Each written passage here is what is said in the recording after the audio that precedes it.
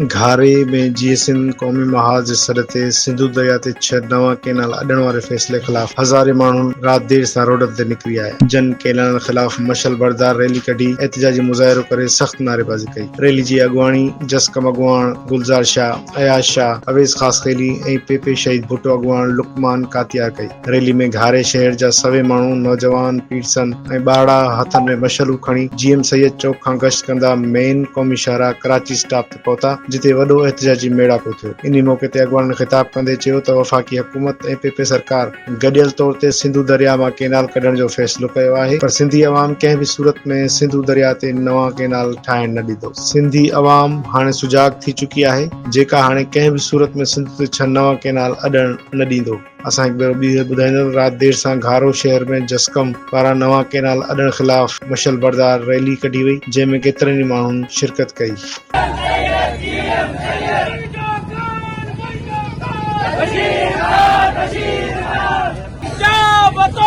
क्या